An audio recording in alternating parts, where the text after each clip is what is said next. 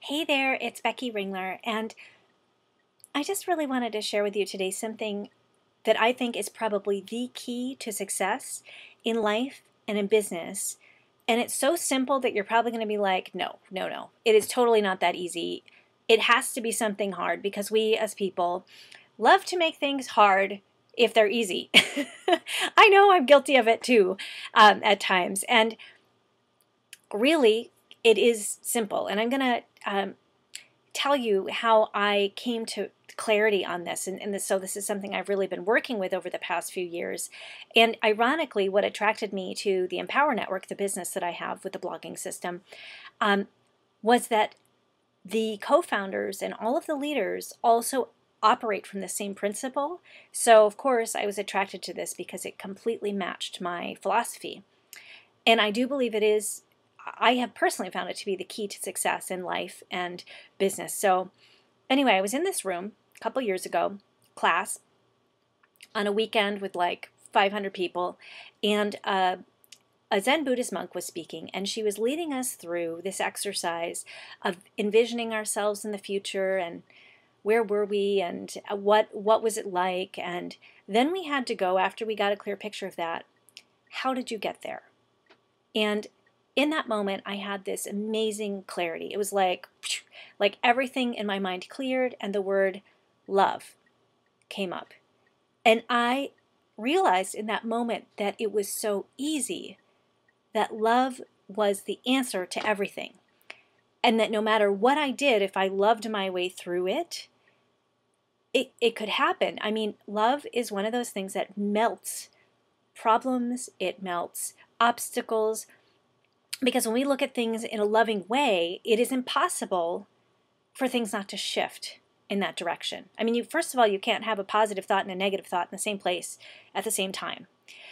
But then when you put out love and you treat things in a loving way, even if you're talking about something difficult with someone, if you're doing it truly loving the person when you're doing it, it completely transforms the conversation.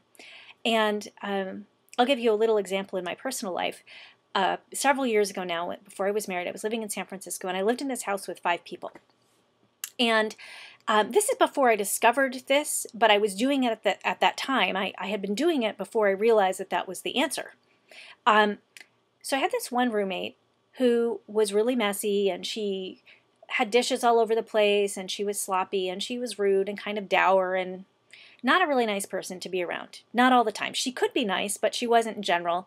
And she didn't, for whatever reason, she just didn't like me. And I think because I didn't complain with her, and I don't know. I just didn't really like her that much because she wasn't very nice. And so I decided one day, though, because I had to live with her, I had to interact with her, and I didn't want it to be yucky. So I decided that I was going to love her no matter what. And I was going to pretend that she loved me back as a person, and that we really liked each other. So I started experimenting with this. In every conversation we had, I just loved her. And I imagined that what she was saying back to me was loving. And believe it or not, our interactions totally changed. We never said anything about it. Nothing ever, there was no discussion, but everything changed. She started being nicer to me. She started doing fewer of the things that actually were irritating to me. And we actually did end up really liking each other. And that was the first time I'd ever seen it demonstrated. And I also know that this applies in business. And again, like I was saying, the co-founders of Empower Network talk about this a lot, where love is the key.